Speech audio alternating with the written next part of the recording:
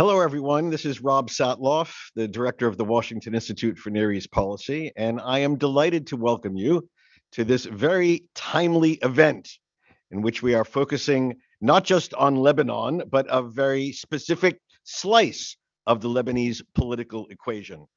Um, uh, Lebanon, of course, is going to elections later this week.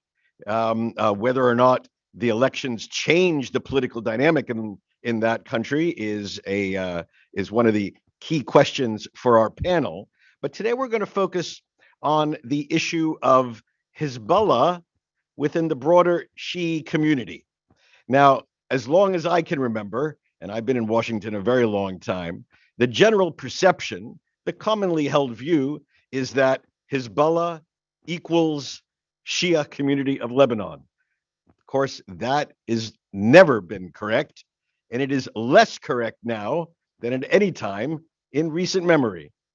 Uh, to underscore this complexity of where Hezbollah, the party of God, is within the broader Lebanese socio political framework, and especially the role of Hezbollah in the larger Shia community, we're really delighted at the Institute to have just published this terrific new book by Hanin Ghaddar called Hezbollahland, Mapping Dahiya and Lebanon's Shia Community. If you're in Lebanon, and I know that there are people in Lebanon watching today's show, you know what Dahiya is. If you don't, you're going to hear a lot about it from our author, Hanin Ghaddar, and our panelists in just a moment. Let me introduce our panelists. Hanin is the Friedman Fellow here at the Washington Institute, a widely published and successful journalist. She previously served as managing editor of Lebanon's Now news site, its foremost English language news site. She comes from a small town in southern Lebanon, and she has brought that academic, professional, and personal experience to her understanding of the dynamics between Hezbollah and the broader Shia community and understanding Lebanese politics more generally. So I'm delighted that we could host Hanin today, have Hanin here at the Institute, and have published this fantastic new book by Hanin. Again, I mention it for those of you who want to order it or to get it free online at the Washington Institute, Hezbollahland. Now, after Hanin's opening remarks, we're going to turn to two panelists, one in Beirut, one here in Washington. First, Dr. Bashar Haydar. Dr. Haydar is a professor of philosophy and the Mohammed Atallah Chair of Ethics at the American University of Beirut, a widely published author on a broad range of issues from global justice to the ethics of war and humanitarian interventions, a deep understanding of the socio cultural and economic complexities within Lebanon today. I'm delighted that you could join us from Beirut. Bashar, welcome. And Thank then back here in Washington for the perspective of a experienced Washington policymaker, I'm very happy that my colleague David Schenker is with us. David just last year concluded, just last year, concluded service as the Assistant Secretary of State for Near East Affairs, the most senior diplomat in the State Department with specific responsibility for the entire Middle East. And I think it's fair to say that among David's areas of focus before his service as Assistant Secretary and certainly during his service was the situation in Lebanon. And I know he has traveled back and forth to that country numerous times over the last 20 years, deep insight into the political dynamics in Lebanon. So we have a terrific program. If you would like to get into the conversation when we turn to Q&A, there are two ways to do that.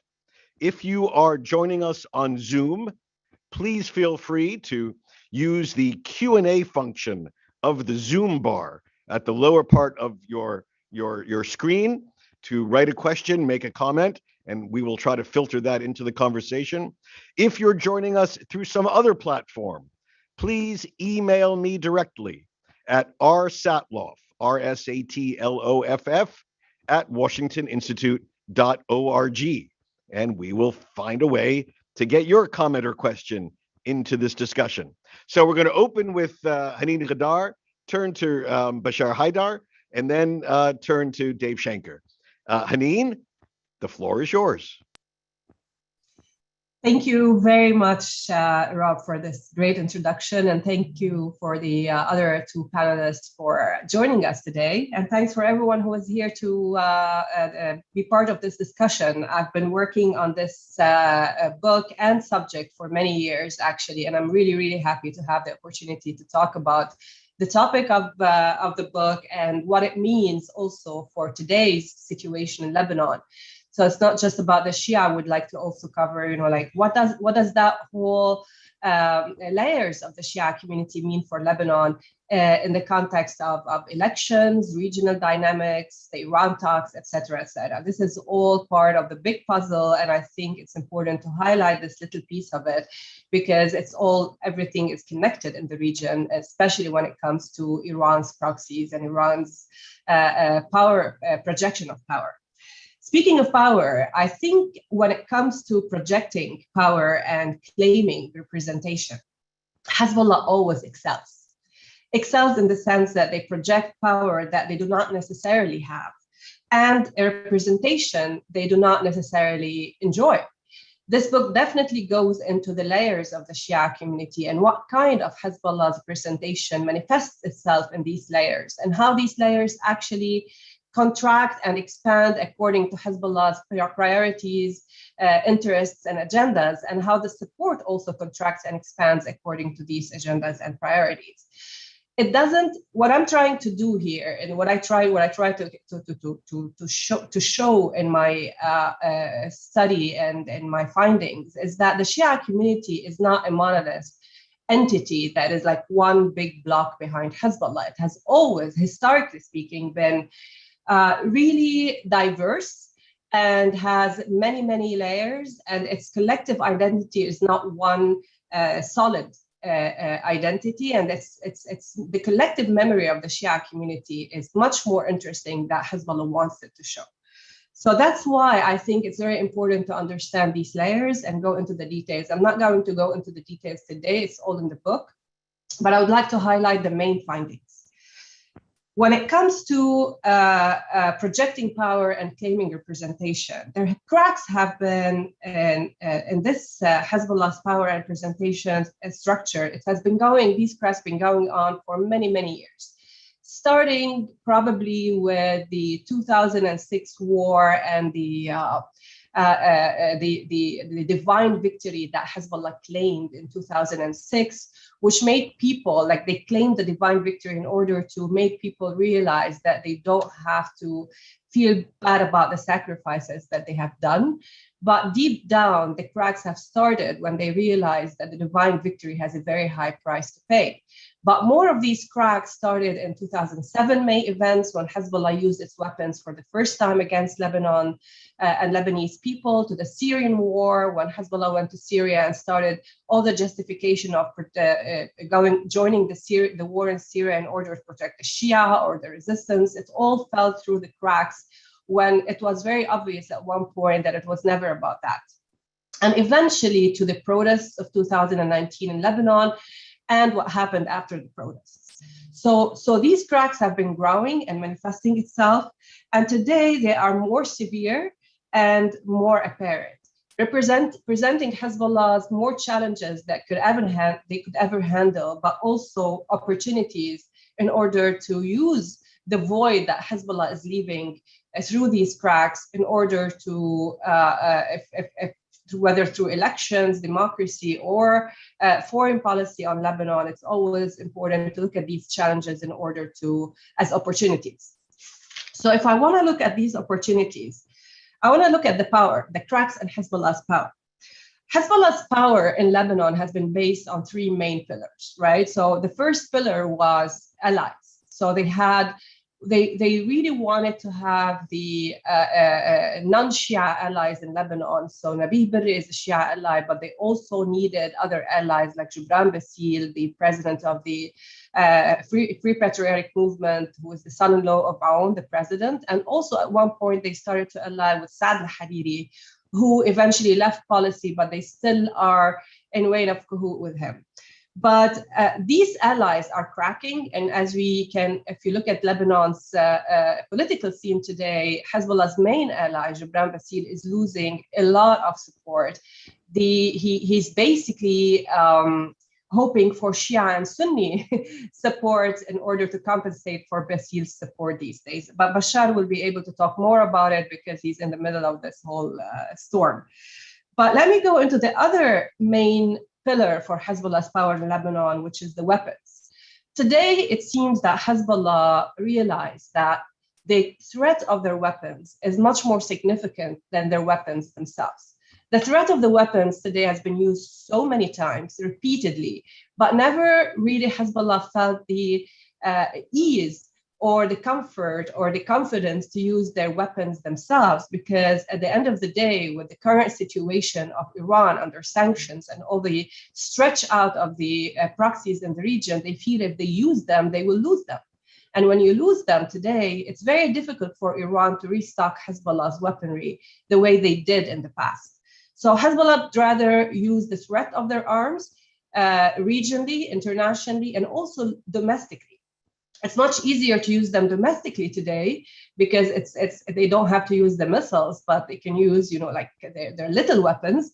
But it's very difficult for them to use the bigger weapons because they will lose them. So this is really a big deal for Hezbollah, that they try to conceal it by the increase of threats and increase of talks of resistance. But also another factor of their weaponry and arsenal is their fighting force itself. The cracks within the fighting force are major. One of the main issues in their fighting force is that they had to compensate when they went to Syria, really let go of their meticulously chosen elite fighting force, which basically when Hezbollah started in the 80s and all through their war, the war in Syria, they have been very clearly meticulous in their hiring and also in the recruitment process and in their training. No one can easily join Hezbollah. I grew up in the South, and it was very obvious that someone who actually wanted to join Hezbollah, they have to go through a very meticulous process. And Bashar knows a lot about this as well. He's from the other part of the Shia community, which is in the Beqa, and they all have the same meticulous process of recruiting people. Only the crème de la crème of the Lebanese young Shia men could join Hezbollah. And then after that, they have to go through months and months of ideological training, military training, religious training, until they are ready to actually go to the battlefield. In Syria, things have changed. And they started recruiting many young fighters who also only wanted to go to Syria in order to make money, going through the poor neighborhood of Dahiya to get more fighters who didn't really go through the same training. So the Shia, Hezbollah's fighting force today has a bunch of old fighters who are older, less dynamic on the ground, and a bunch of new fighters who are less disciplined, less ideological, less religious, but very sectarian, very, very Shia, but not ideologically or religiously Shia. I have profiles and stories of many people from the fighting force in the book, a couple of new fighter, old fighter, you can go into the details of that. So I'm not gonna move into that, but this is a big crack for Hezbollah. This is a big challenge. They're ready to start a big war, another big war today, until their fighting force is rehabilitated. The last pillar, which is the most important pillar for Hezbollah today, is the Shia community, the support of the Shia community. They've always claimed representation. They've always claimed that the Shia community support them. The problem is that many political parties in Lebanon, allies and opponents of Hezbollah, have accepted this view that the Shia support Hezbollah. And since the 2005 Cedar Revolution, the whole alliances of March 14 ignored the fact that the Shia are more diverse than what Hezbollah wants. They always claimed that they represent the Shia, and everyone accepted it, including the international community. And this has given Hezbollah a major asset when it comes to representation, and they still claim it. But even within this main pillar, the three main pillars of this power is also cracking. The Shia identity is, if Corey, can we look at the first slide, please?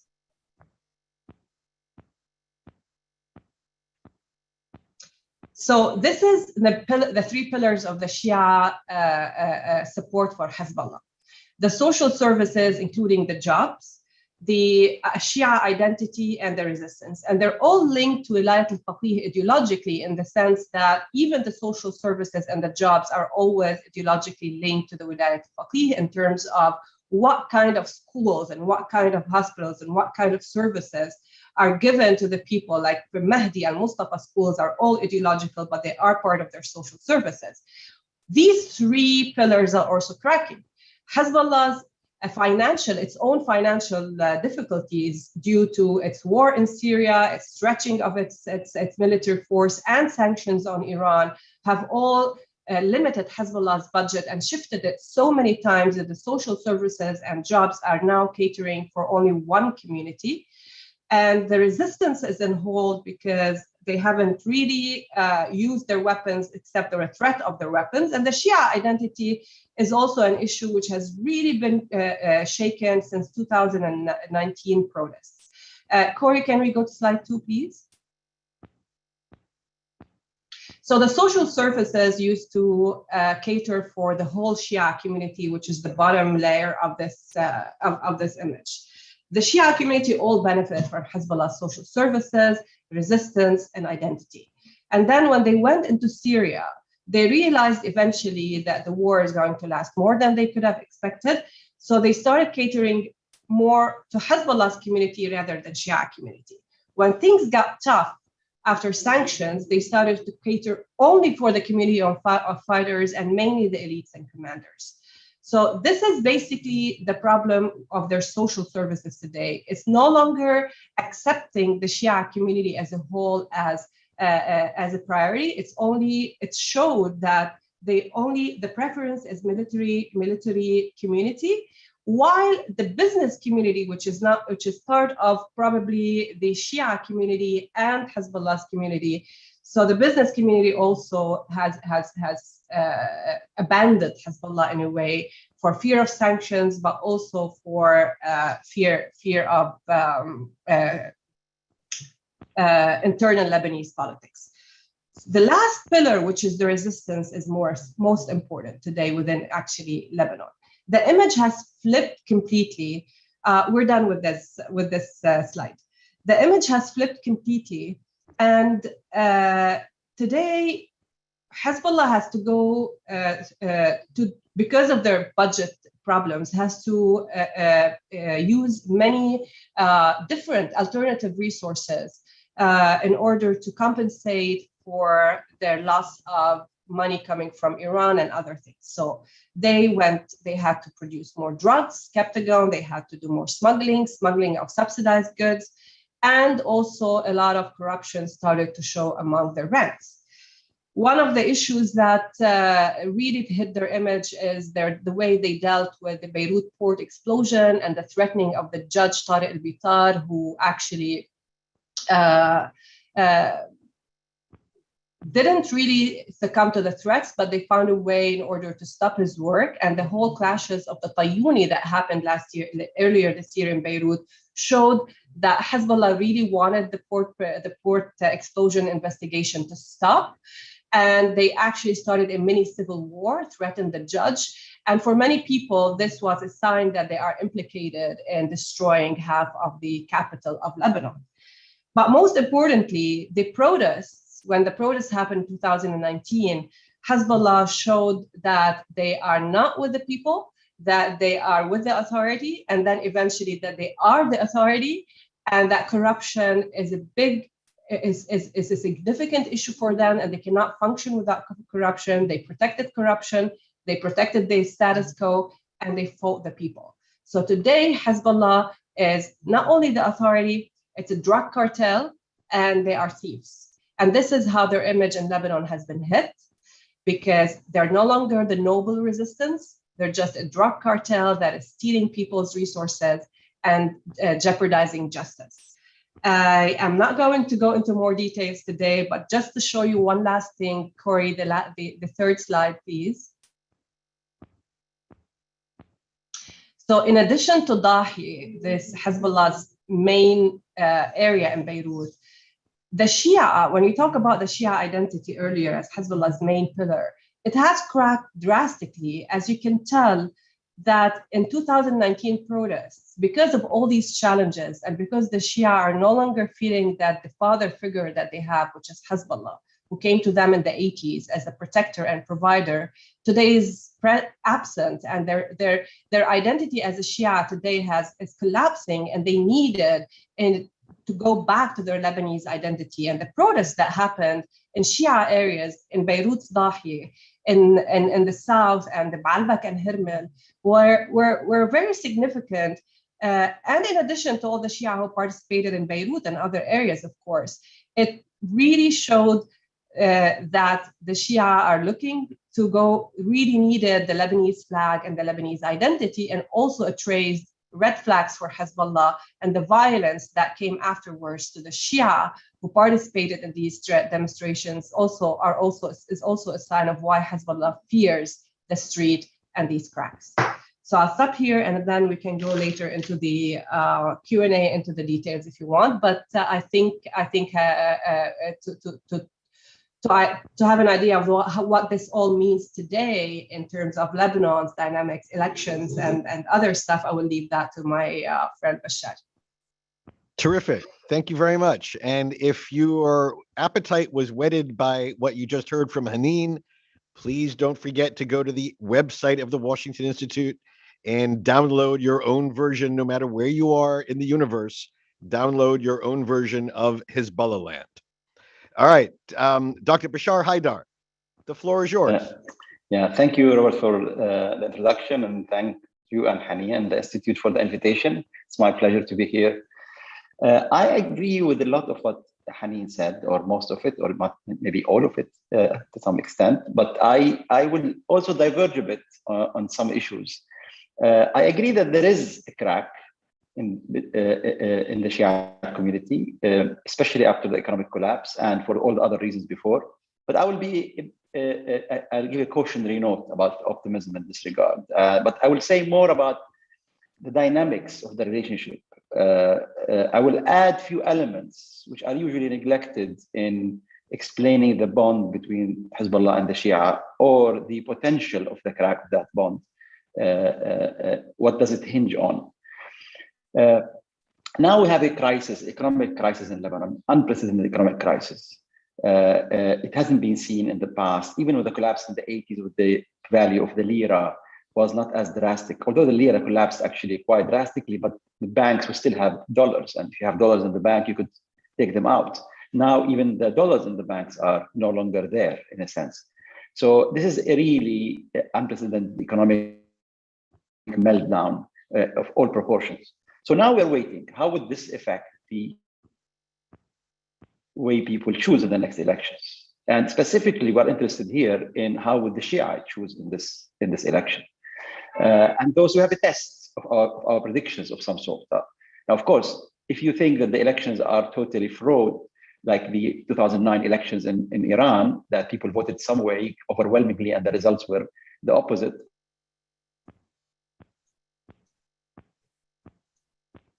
then yes, the elections will not tell us. But the elections are not perfect, and there are a lot of important violations that take place. But overall, it gives you a good picture of the voters. Now, the motivations of the voters are not clear, but the ballot boxes are usually counted more or less as they are. So this is a good way of testing the crack. Of course, it doesn't mean that if the test turns out to be that there isn't big crack, it will not actually appear in the future. But at least it's one way to test that crack at the moment, especially after such a big collapse in the economy.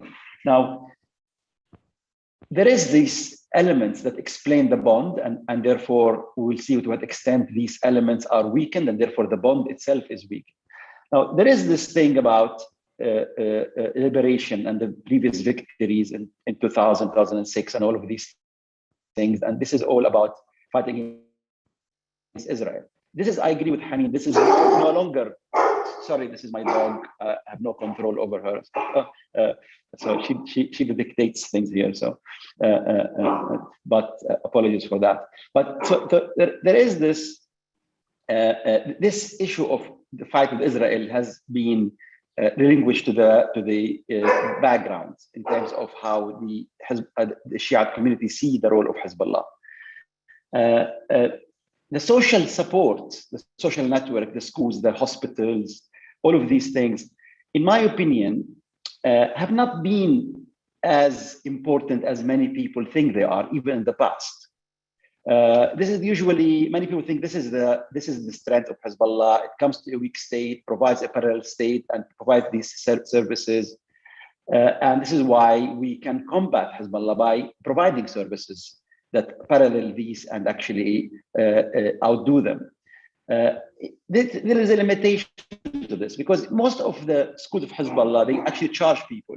It's only the core that gets free education, and the hospitals, usually the state pays, so you get your coverage. If you go to the Rasul Azam, which is the Hezbollah hospital in Dahiya, you get paid through the government if you are a regular Shiite. Of course, if you are a member of the elite, as Hanin, a close circle, then you might get with the actual funding from Hezbollah. But usually they rely on the state.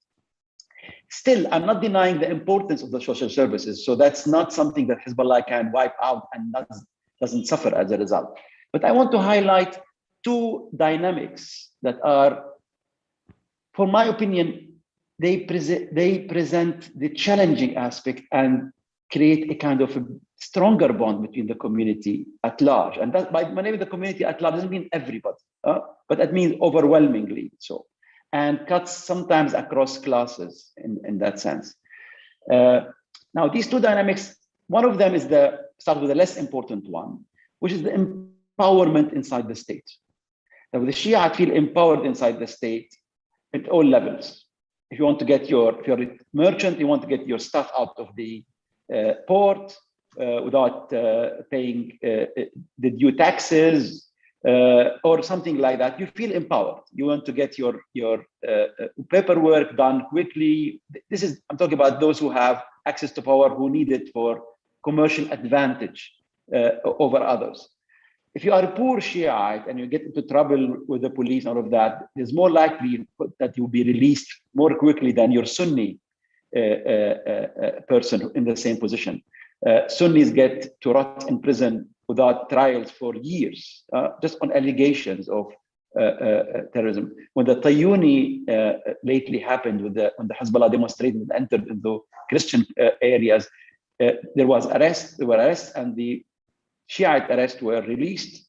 The pro-Hezbollah arrests were released immediately, and the rest stayed for a long, long time. Some of them maybe have not yet been released till now. So you have this dominance within the state that actually you enjoy at all levels of social classes. And that is a lucrative, or at least psychologically reassuring, that even though I'm a poorer, and we both taxi drivers, me and you, but if you are Sunni taxi drivers and we have a quarrel, I win, because I know there's going to be support for me. And you don't underestimate how psychologically this is important. More importantly, I think, and this kind of bond, and this we need to understand why the Shiite might not in the next elections vote the way we would want them, and we think some of us predict they will, is this fear. The fear that Hezbollah's use of violence in Lebanon and in Syria has implicated the Shiite community, at least in the perception of the other communities. Because the Hezbollah used violence, assassinations in the beginning, series of them, assassinated important people, leaders of communities. Prime Minister Rafi Hariri is the most prominent name, but many others as well. And they used direct force in May 7th of 2008 to actually dominate by force Sunni areas and to some extent Druze ones, but mainly Sunni areas in Beirut and outside. This use of force in Lebanon was not condemned by the Shiite community. In fact, the elections that followed that showed, of course, was not condemned by the majority. It was condemned by many people, good friends of mine, Hanin, and we, both of us as well. But the support of Hezbollah in the elections that followed by the Shiite, in fact, implicated the community in that kind of support of the use of violence. The next step of violence, this is where real violence takes place, is the support of Hezbollah, the support they provided for the Assad regime in Syria. And their hands are deeply drenched in the blood of the Syrian people. And there they are also scared that if, for any reason, Hezbollah loses its arms, its weapons, its military structure, then the other communities are likely to get their revenge. This might be a psychological perception, not a realistic one, but it's a fear that we have to take into consideration. The Shiites felt that they have been on a power trip with Hezbollah, and they like that trip to some extent. And now getting off that horse to the ground where people are waiting for you, they see, at least they think that you are waiting for them to get their revenge, is not a pleasant prospect. And it's this fear that mainly make them scared of the idea of losing that advantage over others. And I think one has to think about that seriously, because I mean, if you want a parallel here, the Alawite in Syria are a parallel. The Alawite in Syria enjoyed the advantage not of a militia outside the state, but of the state itself being a militia for them. And therefore, when the revolution, when the uprising in Syria took place, although the Alawites, a lot of them who are anti-Assad, intellectuals, writers, even political actors, the majority of them were willing to pay the huge price of defending the regime because they were scared of the outcome. And the more their hands get bloodier with the blood of the other Syrians, the more they become attached to the regime, because they are more scared now of what would be the retaliation in case the regime loses power. So I think this dynamic of fear, which is you can see it in other places if you follow the history of minorities who became powerful as a result of an extra injection in the society, and then losing that power becomes a nightmare for everybody. Now, how do you make them, give them a kind of soft landing from that power?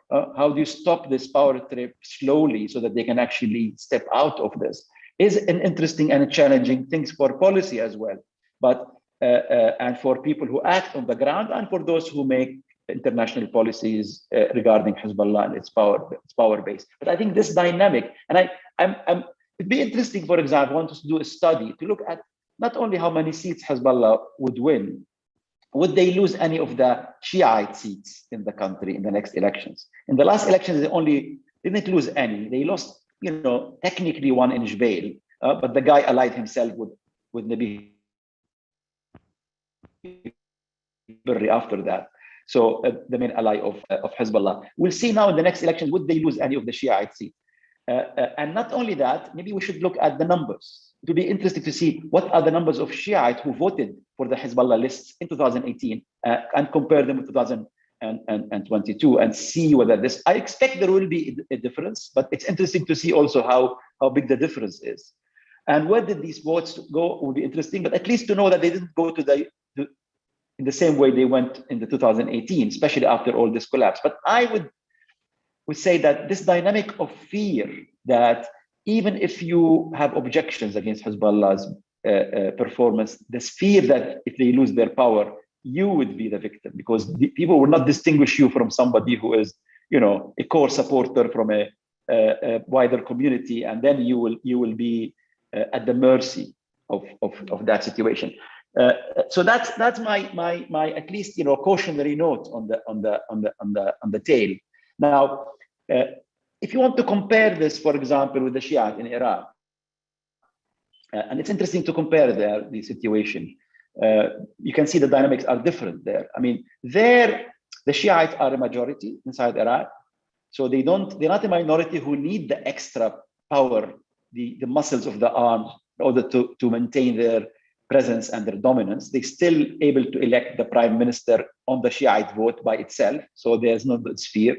Of course, Iran doesn't give money to Iraq, actually it takes away from. While Iran gives money to Hezbollah, and that's it. And of course, Iraq, as Hanin mentioned in her book, is a center for religious Shiism, and therefore they feel entitled to be independent, while Lebanon doesn't have this. And it has the oil, which makes them be able, and a lot of the oil exists in the south, so they are secure in that sense in any eventuality that they will have their hands on it. So, and this is why the dynamic of power and fear, the Shiite in Iraq are not scared of if they are fragmented, and they are fragmented now, as we see from the elections. And the Hashd, which is the pro-Iranian one, lost massively in the last elections. Of course, they are sabotaging the process as they do. This is the playbook of the Iranians, whether in Lebanon or in Iraq. If they get the minority, they sabotage the process. If they get the majority, they do what they want. But in the end, they end up dictating the outcome to some extent. So in that respect, one should also look at the criticisms that are raised by the Shiite community. I've done my kind of like a domestic survey. I asked my family when I was there on the Fitr Eid, everyone, I was asking them, I would like to ask you, what did you vote for last time? What are you going to vote this time? And I see this crack, and I see lots of criticism of the Hezbollah performance, at least on the social and economic and political level, domestic one. But one has to always see that criticism of Hezbollah doesn't mean necessarily criticism of Nasrallah, or not to the same extent. There's a blame on Nasrallah, but not the same level of criticism. I can sometimes feel there is a kind of two natures of Hezbollah. The Hezbollah, the MPs and the ministers, and the people that you see in the villages and towns. And these people usually criticize those people quite vehemently for failure. And there is these are the sinners of Hezbollah. These are if you want, the two natures of the Hezbollah people. They are the sinners, they are the fallen humans, and there's the divine one, the sort of infallible one. And these are, to some extent, Nasrallah. I'm not saying that this is also unanimous. And what is called the fighter of Hezbollah, which doesn't have a name, doesn't have a place. It's just the idea of the idealized fighter. And sometimes you hear a lot of criticism of Hezbollah that does not translate into exactly the same level of criticism against Nasrallah. This is why the elections now are led, and it was led in 2018 under one banner. The mainly is, we are paying allegiance to Nasrallah. Al-Bay'a Nasrallah. This is the slogan now used in the election, so that you are not actually giving your vote to those failed MPs, fallen creatures, but you're giving it to the leader who is immune to some extent, to a great extent, from these failures. Now, in terms of the Hezbollah's predicament or situation, or in a way, what they are scared about these elections is losing the Christian cover, because they need to see themselves as not only supported by the Shia community, but also that they have a wider acceptance, and the Christian acceptance is very important for them, because this is a kind of a kosher acceptance. You're accepted internationally. These are not fellow Islamists from the Sunni side. These are, bona fide acceptable supporters. And this is where they have a trouble maintaining this facade or claim that they are supported outside the Shiite community. And the collapse of the Awnis, the Bassin and Awns party, and especially if people like the Lebanese forces and other similar anti-Hezbollah groups in the Christian community won massively, this will provide a problem for Hezbollah, because now we have another sect that is an important one in the Lebanese structure, refusing to continue things as they are. And we might find that Hezbollah would need to do something about it. They are now doing everything possible to beef up Basil's number of parliamentarians. They rely on the Sunni withdrawal from elections, or they are dispersed in their voting, and this would allow them and to support Basil in getting a minimally acceptable number of MPs that would allow them to claim that they also still have a support from outside the Shiite community. So this is the dynamic of the elections as I see it. The challenge will be, in my opinion, this time, the difference between last time and this time is not mainly the Shiite vote, but will be the Christian vote. There's a growing sense that among the Christians that Hezbollah is the problem. There's a growing sense on the Shiite that Hezbollah is not providing them with what they want to see from them on the social, economic level, but they still have this concern of weakening Hezbollah and opening themselves to what they see as possible revenges from others. So even if the resistance thing and fighting Israel is no longer an important element for their support, the other one is more actually active and more will be a difficult thing to deal with in the psychology of the Shiite community at large. I'm not talking about every single Shiite, but I'm also willing to. I have to wait and see the results and reassess these claims in light of what happens in the next elections. Of course, including seeing to what extent Hezbollah will try to actually violate the process as well. That's also is telling to what extent you have these violations. You can tell also to what extent they are and where do these violations take place, and to see to what extent they are actually the crack within the Shiite community and Hezbollah is getting wider or not. So we are waiting to see that. But I think I would like to, as I said, repeat myself here, to highlight these psychological aspects which are common to any community that exercises power beyond its representation and abuses that exercise of power or supports the abuser of the exercise of power. They become attached to that power, even at the expense of their immediate interests, economic and otherwise. So I will stop here. I think I've more than my allocated time, but I think we have time for questions and answers later. I hope so. Thank you very much. Very good. Thank you very much, Dr. Haydar. I'm going to turn to Dave Schenker. Before I do, let me just remind everyone, if you want to get into our conversation, please use the Q&A function at the bottom of your Zoom bar, or if you're on a different platform, please send me an email directly at rsatloff, RSATLOFF, at washingtoninstitute.org. David, we just heard Dr. Haydar suggest that the key variable in the elections will be the Christian vote. One of the premises of today's discussion is that there's fluidity within the Shia community. When you look at the politics and you look at the elections and put this in the context of U.S. policy, what do you see? You're on mute, Dave. You hear me? Yes, go ahead. Thank you, Rob. And we'll talk a little bit about where we're going on the elections or predictions in a bit. But I wanted to start off that I'm really pleased for the opportunity to mark the release of Hanin's great new monograph. It's a really useful and I think fresh look at a problem that's confounded U.S. policymakers for some time. The longstanding U.S. government mantra on Hezbollah has gone something like this.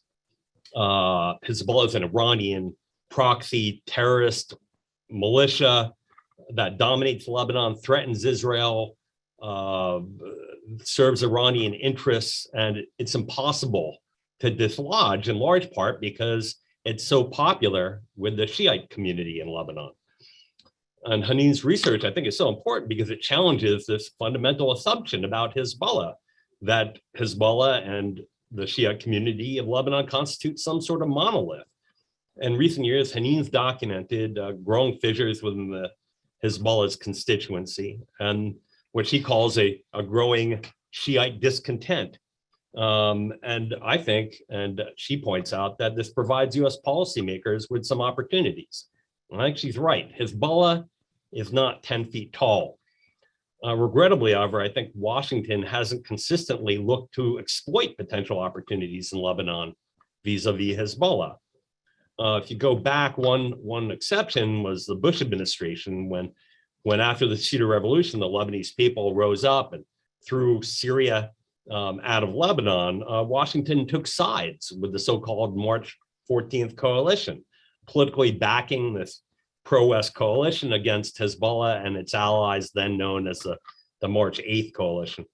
I think the Obama administration took a lot less interest in Lebanon. They did little to consolidate March 14th election victory in 2009, and their subsequent effort to forge a détente with Iran and entering into nuclear negotiations with Iran. I think they canceled programs in Lebanon with anti-Hezbollah Shiites, diminishing some of the pressure on Hezbollah. Now, during the Trump administration, we paid a great deal of attention to Lebanon. A lot was going on. You had the financial collapse taking hold. You had the port explosion. You had Lebanon's precision-guided munitions program really making dramatic progress. You had the Hezbollah's, very costly military deployments in Syria, which resulted in, the deaths of maybe, up to 500,000, mostly Syrian Sunni Muslims. So we had actually a sort of multifaceted strategy. I don't know if we spelled it out as such, but we undertook a number of activities, right? So first and foremost was to deny the organization revenues, right? They had the maximum pressure campaign on Iran, which limited funding from Tehran to the organization, cutting back some of the, $800, $700 million a year provided directly to Iran. I think in part, that's why Hezbollah became drug traffickers in such a large scale. They needed to fill the gap. We also sanctioned Hezbollah financial institutions like the Jamal Trust Bank. And we were careful to do so, awaiting for Moody's to come out with their credit ratings first that downgraded Lebanon. And the day after, we piled on and did Jamal Trust, but we weren't responsible for the downgrading. So we raised the cost as well for Hezbollah's allies. We designated some of Hezbollah's most corrupt allies, including, as pointed out earlier, Gibran Bassil, the president's son-in-law. The message, I think, in this regard is clear. The U.S. stands not only against corruption, in which Hezbollah is intimately involved, and which is resulting in the decimation of Lebanon's economy, but that these people are going to pay a price. You're not going to profit off this without either reputational or financial damage to yourself. We look for political opportunities. We saw an opportunity to deal Hezbollah a symbolic defeat in the municipal elections. We knew about what happened in 2016 with Beirut Madinati in municipal elections, and we wanted to build on this. And understanding primarily that it would be symbolic, but nonetheless, reaffirming that this organization is not 10 feet tall. We cultivated Shiite businessmen. So during my tenure as assistant secretary of NEA, I traveled to Lebanon twice or three times. On all occasions, I had very public dinners with Shiite businessmen opposed to Hezbollah that were organized by my dear friend, Lokman Slim. The idea was to promote economic opportunities in Shiite areas to help wean the community from its dependence on Hezbollah. And we worked hard at that. And I think we made some initial progress that for a number of reasons, including the port blast, could not be sustained. We supported civil society, Shiite civil society. So I met with courageous members of the Shiite civil society opposed to Hezbollah's authoritarianism. I met with Shiite journalists people who wrote for Genovia, a great online site in the South that reports on Hezbollah's corruption and repression. In short, I think we took an approach that refused to see the Lebanese Shiite community as a monolith, and we tried to find opportunities to capitalize on this Shiite discontent. Now, sadly, we didn't have enough time. I think it may not have succeeded in any event, but I think it was the right approach. With the transition to the Biden administration and a more conciliatory approach to Iran in the context of going back into JCPOA negotiations, I think Hezbollah is optimistic that soon, with an end of sanctions, Iranian funding will resume at the levels that were before the maximum pressure campaign. And then, of course, just 3 weeks after the Biden administration took office, Hezbollah dispatched a really sophisticated hit team to kill Lokman Saleem in South Lebanon when he was visiting. Now, this was a real tragedy, but it wasn't really unexpected. He'd been under threat for years, and years ago, I mean 8 years ago or so, the State Department issued a duty to warn and told Lokman that he was at danger of being assassinated. He chose to stay and not be intimidated by Hezbollah. They routinely use Hezbollah, use intimidation to silence their critics, and he refused. Now, increasingly, there are brave Shiites who are willing to speak out against Hezbollah's hegemony. There are tribes and clans who reject Hezbollah's diktat, as Hanin notes in her study. There are Shiites who have no use for Vilayat al-Faqih and see their religious point of reference in Iraq or in Lebanon itself. And there are Shiites who oppose Hezbollah's corruption and the organization's complicity in the financial destruction of Lebanon. So the phenomena that Hanin describes so well, I think, is an opportunity for, regardless of whether it's Republicans or Democrats in Washington, that the administration should look to exploit. Now, the alternative to that is a default U.S. policy of basically funding the Lebanese armed forces, underwriting the military in the hope that somehow this will mitigate towards stability in Lebanon. Now, while there's some merit in funding the institution, it's not a panacea and won't be an agent of change in Lebanon. Indeed, the LAF won't prevent state collapse or another Hezbollah war with Israel. The focus of the LAF, absent an approach to Hezbollah, is a recipe for continuation of the status quo, or more likely a further deterioration, ultimately the destabilization of Lebanon. Now, final word on elections, going back to the initial question from Rob. Notwithstanding all the protests in 2019, the widespread discontent in Lebanon, I don't see the elections dramatically changing the situation. First of all, as we know well from what happened after 2005 and 2009, Hezbollah doesn't respect results of elections, right? They believe in both bullets and ballots. When the government tried to do something in 2008, they stormed Beirut and shot at the prime minister's home, and the military did nothing to stop it from happening, as if they could. Another reason why there won't be any impact, and I think the Christian community, as Bashar pointed out, is important to look at what happens here, whether because Gibran Bassil and the Tayyara Watani or the Free Patriotic Movement, whether because they are viewed as corrupt and in cahoots with Hezbollah, whether they will suffer. Who knows where these votes will go? But what I do know is that the opposition is incredibly divided, brimming with narcissistic or individualistic leaders who are more interested in being the head of their individual parties than getting together and overthrowing a corrupt elite. And so they have something like 100 parties running.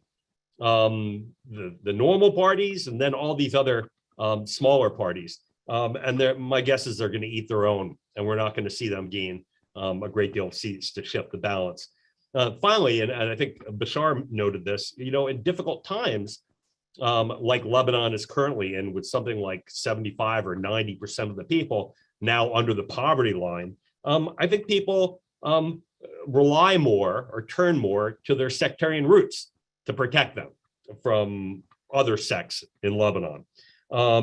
So I think that you're going to see people going back home in some way because it's so difficult. Now, just one final point, and it's tangential. I am interested in what happens, whether Hezbollah gets less votes here or there, what happens specifically within the Christian community. But once again, let's look at the bigger picture here. We've had elections before where we've gone back and we've parsed the numbers. And I'm thinking about the by-elections in Matan, for those of you who follow these kind of things very closely.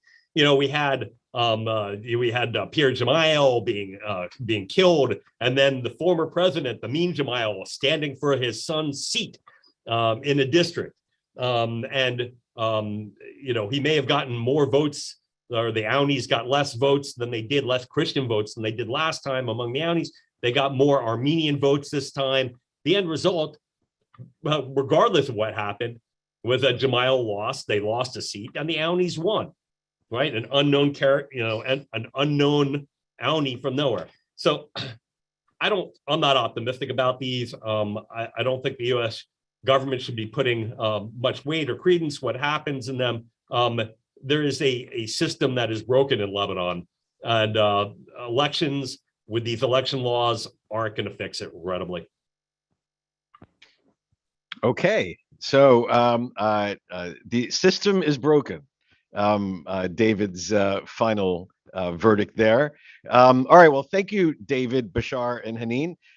Let me ask a couple of questions, and then I'm going to turn to questions from our viewers. And again, please do send in questions on the Zoom or via email. Hanin, let me come back to you with and ask you about a couple of the big picture observations from your colleagues.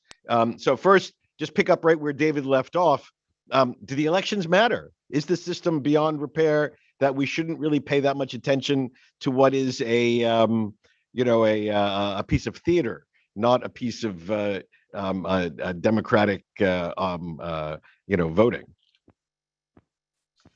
Yes, on that issue, definitely, like on the short term, the elections are not going to change anything. At the end of the day, when Hezbollah still has arms and they can use their arms against the Lebanese people and against the candidates and activists and the new parliamentarians, at the end of the day, ballots are very weak in front of bullets. And we've seen this before in 2005, and we've seen this in 2009.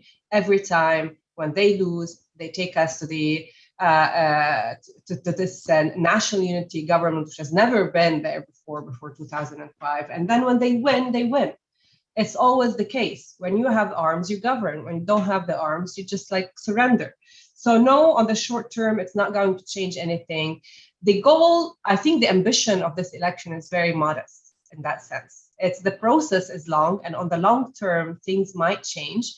But I think this election, if you just manage to strip Hezbollah of the majority of the parliament, it's a symbolic win, just to give some hope for the people that change is possible. It's not going to be possible in the big picture, definitely not. The system is broken. Technically, you can't change anything. But it's really important, symbolically speaking, for the people inside Lebanon and for the international community's perception of Lebanon that Hezbollah can actually be stripped of the majority if, even with a broken system, even with the worst electoral law that ever happened in Lebanon, which makes it almost impossible. But if you do, it's great. And on the long term, I think this feeling also psychologically that Bashar talked a lot about, the psychological factor here, which is very important. And I agree with the psychological factor here, is that it's important to keep saying no. It's important for the people to keep this space of expression, whether you're going to change something or not. When you strip everyone from every hope and everything, the people will no longer have any hope, right? This space is semi-pseudo-democratic space. It's true, it's not democratic, it's pseudo-democratic, but it is the only space left. And it's the only space, the only tool left on the long term for change. You cannot disregard it. What was your other question? Sorry. Well, no, let me just to pursue this for a moment.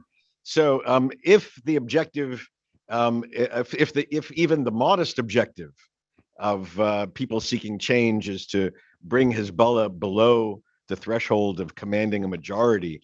Will that be achieved through the shift in the Christian vote that Dr. Bashar focused on, or a shift in the Shia vote, or some other vote? Do you expect? Yeah, I agree. Definitely, I agree with Bashar that the major shift today is in the Christian votes. It's really the battle over Gibran Bassil doesn't have this popular support. I completely agree with that. And I also think the Sunni community here is a major issue, because when Hariri left, he didn't just leave. You can feel it that he's still trying to put sticks in the wheels and within the Sunni community, in the sense that urging people not to vote for the right people or for his own allies, like former allies, not just with the Sunni allies, but the Lebanese forces and others. So Hariri is still supporting Hezbollah from behind the scenes, in the sense that helping Hezbollah, if many Sunnis do not vote, if the turnout of the Sunni community is low, Hezbollah will be able to get more seats. If the turnout is higher, probably Hezbollah will not be able to. The Christian vote is much more, it's major, because it will strip Hezbollah from the Christian cover that it had. This is the importance of the significance of the Christian vote. We always said that it's not only a Shia support of the resistance and the formula of the resistance, the people and the army, it's also the Christians supported. But now without the Christian vote, they are in trouble, symbolically again. So yeah, I do agree with that, and I do agree that the factor of fear, maybe like the empowerment that Bashar talked about, I mentioned it as in my book as the Shia identity, which is definitely the whole Shia identity is linked to this empowerment. The state, what the state, how the state empowers the Shia. Let's see what remains of the state tomorrow. That's a big question, I think. But yeah, definitely. So you've triggered a number of questions. Perhaps before I, David, Bashar, do either of you want to just comment on this somewhat related question of the departure of Hariri from the political scene, and the impact that has on the issues that we're discussing, including elections? David? Yeah, well, thanks, Rob. Listen, I think it leaves a gaping hole, in terms of community leadership. You've got Makati there now, who it's unknown whether he doesn't want to run, whether he actually really wants to be prime minister. He was sort of a caretaker. And really, I think, doesn't resonate throughout the community in the same way that Hariri did for a period of time. For better or for worse, Lebanese politics is personality driven. And so you have these Zuama, these traditional leaders that persist. It gets passed on from father to son.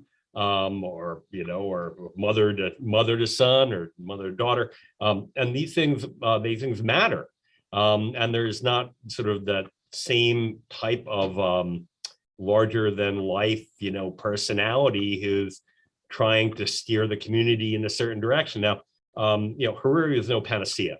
There are plenty of he made deals along the way with Hezbollah, but yeah, I think the community is somewhat lost. There are good people who are still running, and who will still be elected. I'm thinking of some folks up in Tripoli I know who are good people and good parliamentarians, but they don't have this sort of overarching umbrella of a framework anymore, like the Mustaqbal Party. Let me ask a couple of questions about Shia identity that have emerged both from Hanin's book and from this conversation. So Hanin, at the center of your chart, you had the Vilayat Faqih, which, for those who don't follow this closely, this is the rule of the jurisconsult. This is the ideology of the Islamic Revolution in Iran, that religious leader takes on the mantle of political leader and has governed Iran and since the revolution. But my question emerges from this. Today, 2022, to what extent is Hezbollah viewed within its community and in Lebanon more broadly as a Lebanese institution, a Lebanese movement, or an Iranian institution and an Iranian movement? Has that evolved in recent years? In what direction has that evolved? How is it viewed today?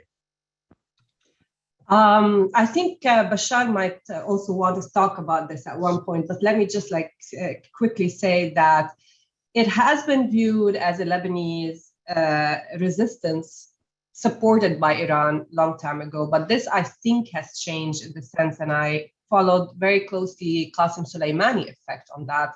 When Qasem Soleimani entered the scene and he became kind of the micromanager of Hezbollah and treated a lot of Hezbollah fighters that I've interviewed like employees instead of partners, treated Mustafa Badreddin, the commander that he killed, as an employee rather than a commander. The partnership that the Hezbollah guys used to think they have with Iran transformed in the sense that it became more like a subordinate to a supervisor. And this also reflected on Lebanon because also the involvement, the public involvement and the pathetic excuses that Hezbollah gave to their involvement in Syria and Iraq, even in Yemen. At one point, Yemen became like the beginning and the core of Nasrallah's speeches for a very long time, made it very clear to the Shia community that all these dynamics with Qasem Soleimani and the commandership and the fact that Iran is much more hands-on and Hezbollah's involvement in the region, it's no longer really a Lebanese party. It's more of an Iranian right hand and part of the IRGC rather than a Lebanese resistance supported by Iran. And that's why I think Hezbollah, compared to the other proxies in the region, it's not really a proxy. Hezbollah is considered a proxy, but it's today considered by a lot of people on the ground as a part of the IRGC, an integral, organic part of the IRGC rather than a proxy with a Lebanese angle. Its Lebanese-ness today is less significant than its Iranianness. So, but I think Bashar, we talked about this earlier. So Bashar, do you agree with this that Hezbollah has moved from having a Lebanese identity to far more of an Iranian identity masked within a Lebanese context? Well, I mean, it has both. I mean, it has its Iranian print very, very visible on the structure of the leadership and the rhetoric, but also at the same time, they have a Lebanese dimension to them. So there is a kind of Lebanese reasons for why some Shiite will be in favor of Hezbollah vis-a-vis the other communities. So in a sense, has dual also identities. Of course, many Shiite don't like the Iranian identity, but still enjoy the power that Hezbollah gives them vis-a-vis the other communities. And that's why they are secular Shiites who still vote for Hezbollah. And there are people like that who go out and drink and dance and still would go and vote for Hezbollah. So that's also a dimension. I want to comment on what's being said here by David Schenker and by Hanin Ghaddar about how you deal with this problem. I mean, whether it's Hezbollah is 9 feet tall or 10 or 5 needs to be confronted. You need to make sure that it doesn't get taller than it is now, and it might make sure that it shrinks. And any attempt not to do so because it's already tall is bad idea. So it doesn't matter how tall it is, it needs to be confronted. And I think that's the essential thing, not because Hezbollah alone, because in the Middle East, there are 4 countries that are actually have collapsed completely, almost completely. Yemen, Syria, Lebanon, and Iraq. Seriously, not only failed state, it's totally dysfunctional, totally, almost on the verge of collapse. Maybe Iraq is better than the rest, but still, Yemen, Syria, Lebanon. And there's one element that is common to all of these places. These are places where Iran has a great influence. And it's not a coincidence. It's not like the other places are like havens of democracy and progress, but they're not as collapsing as the one that Iran has great influence in. And that's a good reason to confront Iran in the region. And that's why the Biden administration is doing, a terrible mistake with this deal. So we agree on that. And that is true independently of how we assess the strength of Hezbollah. The fact that the Russians are pro-Putin doesn't mean you should not confront Putin in Ukraine with all possible means. That's independent. Now, I disagree a bit with not placing some bets on the Christian change. Not because the system is not broken, but it is also another place where you can weaken the dominance of Hezbollah over the country. I think what we're going to see is a dynamic similar to what we have in the Syrian era, where Syria controlled Lebanon. There, the Christians were vehemently opposed to the Syrian presence. And there was a kind of unified and the patriarch behind them and all of that. And this created a problem for the Syrians along the way. Then they found an ally in the Sunnis because, the Sunni accepted the Syrian presence and Rafi al-Hariri with the hope that they can work with them to build the country. Now, the Hezbollah wants to build that alliance again in case they lose the Christian vote. But the Sunnis are not necessarily with them as they used to be with Hariri, with the Syrian regime, although the regime was very much antagonistic, but still they were cohabitating together. I think isolating the Christians from this deal and because is very important, because there the Christians see themselves now more and more as victims of Hezbollah. They see the collapse as blamable squarely on Hezbollah. At least a good chunk of them. The elections will show, and I think one shouldn't give up on them as another important part of that piece, which puts pressure on Hezbollah. Along with that, in my opinion, the more important one, the international effort to contain them and to contain Iran behind them, and this is all important. One shouldn't give up any aspect of that confrontation because it's not significant or something else. I think all means of containing or shrinking that power is useful, and any attempt to appease that power for whatever reason, or to go hope on the people who try to confront it, from individuals like Luqman or organizations or sects that are opposing to it. I think all of them should be part of that. And I think sometimes the pressure put on Christians who try to appease Hezbollah and cooperate is actually more significant because these people don't want to pay.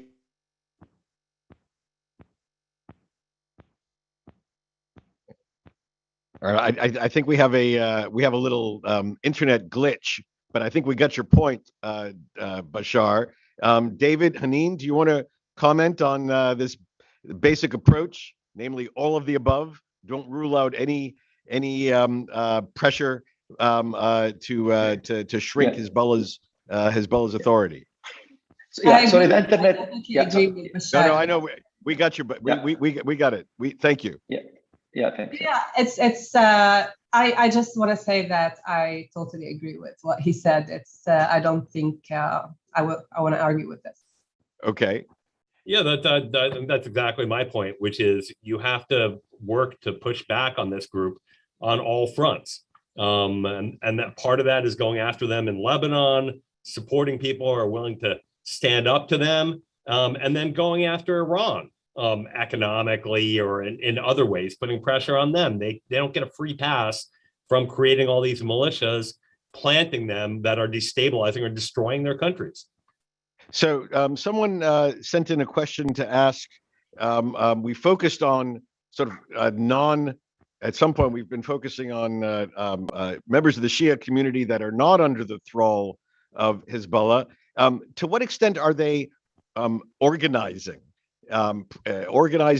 in a practical sense in these elections and even beyond these elections? Have they taken any effective steps? Do they cooperate with other groups inside the country? Is there an electoral coalition that can be, if not overtly, sort of tacitly viewed as the as the anti-Hezbollah coalition. How is that playing itself out? Hanin? Yeah, I'm glad someone asked this question, and I think David kind of mentioned a little bit about talked a little bit about the ununited opposition, and this is one of the main problems of not only how the elections are going to take. It's confusing when you go to vote. For example, where I vote, there are 7 lists: one for Hezbollah and its allies, one for the traditional anti-Hezbollah guys, but who are part of the political elite, like the Alaf and others. And then you have 5 lists that are considered opposition. For me, who I follow these very closely, it took me a while actually to decide on which list, but for people who are not following the details of the elections, it's kind of confusing.